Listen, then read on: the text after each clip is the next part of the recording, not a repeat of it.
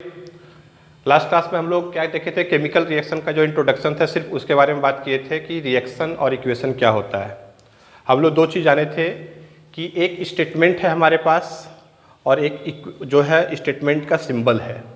जब हम लोग स्टेटमेंट को लिखते हैं तो उसको केमिकल रिएक्शन बोलेंगे और उसी स्टेटमेंट को यदि आप सिंबल में लिखेंगे तो केमिकल रिएक्शन बोलेंगे। आज हम लोग बात करेंगे कि केमिकल रिएक्शन कितने तरह का होता है। तो नॉर्मली जो हम लोग के सिलेबस में दिया हुआ है, सीबीएसई के सिलेबस में टोटल हम लोग 10 तरह का केमिकल रिएक्शन को पढ़ेंगे। पहले उसका नाम जानते हैं। सबसे पहला रिएक्शन देखिए जो है उसका नाम है कॉम्बिनेशन रिएक्शन। ध्यान से नाम को सुनेंगे, वहीं से बहुत कुछ आपको पता चलेगा। कॉम्बिनेशन, कॉम्बिनेशन का मतलब क्या हुआ? जुड़ना।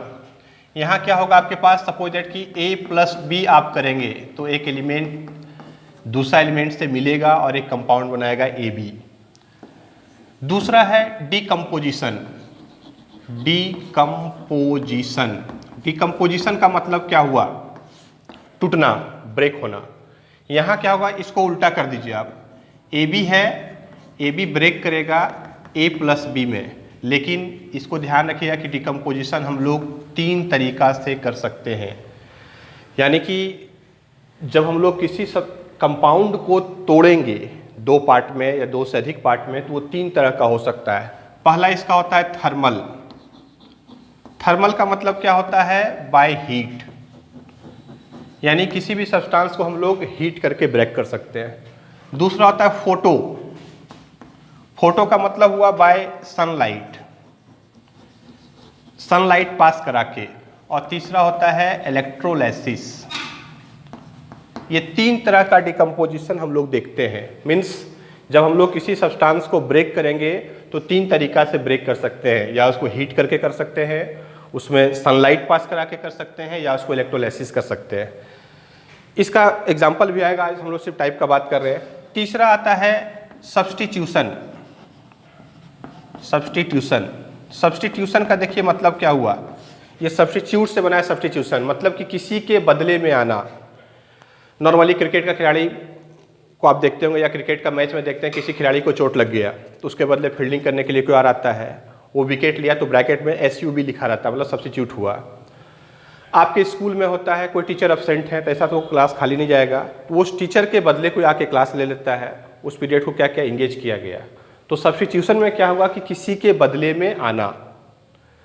और इसी से रिलेटेड एक 4th नंबर है आपका डिस्प्लेसमेंट।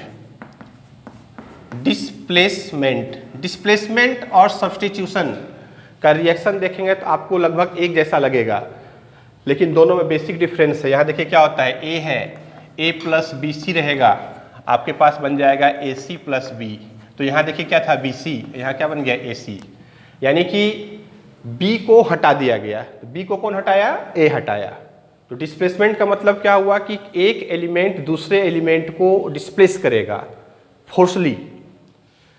इसको हम लोग डिफाइन जब करेंगे तो ऐसे लिख सकते हैं कि when a less reactive element is replaced by more reactive element, यानी एक ताकतवर क्या करेगा, कमजोर को उसके जगह से हटा दे। अब बात उठेगा यहाँ कि कौन ताकतवर है और कौन कमजोर है। इसको भी ध्यान देना है कि ज़्यादा रिएक्टिव कौन होगा और लेस रिएक्टिव कौन होगा। तो इसको भी समझना है ठीक से कि रिएक्टिविटी सीरीज एक पढ़ेंगे हम लोग, रिएक्टिविटी सीरीज बोलते हैं।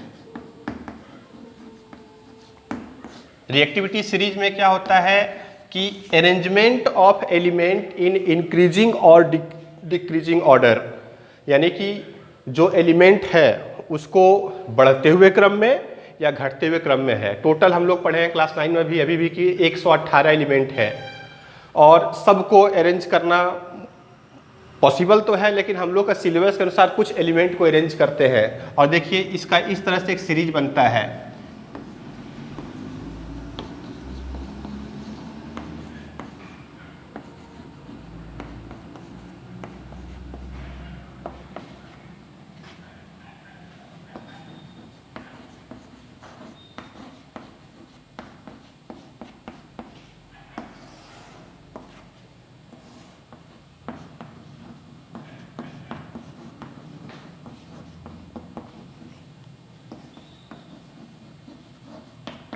ये एक हम लोग अरेंजमेंट करते हैं पोटेशियम से। पोटेशियम को हम लोग बोलते हैं मोस्ट रिएक्टिव और प्लेटिनम को बोलते हैं लिस्ट रिएक्टिव, यानी कि potassium, sodium, calcium, magnesium, aluminium, zinc, iron, lead, hydrogen, copper, silver, gold और प्लैटिनम। कैसे मालूम चलता है ज़्यादा रिएक्टिव है? तो किसी भी रिएक्शन को जैसे वाटर के साथ करके देखेंगे तो ये क्या होगा, जैसे पानी के साथ लगेगा तो इसमें आग पकड़ जाएगा। सोडियम के ऊपर पानी को आप छिड़केंगे तो अपने आप आग पकड़ लेगा, वायलेंटली रिएक्ट करेगा।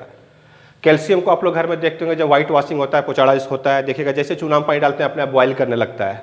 तो जैसे जैसे रिएक्टिविटी सीरीज घटेगा, यहाँ आग लग रहा था, यहाँ बॉयल हो रहा है, यहाँ स्टीम निकलेगा, और इस धर गोल्ड में, सिल्वर में आएंगे तो वाटर के साथ कोई रिएक्शन ही नहीं होगा।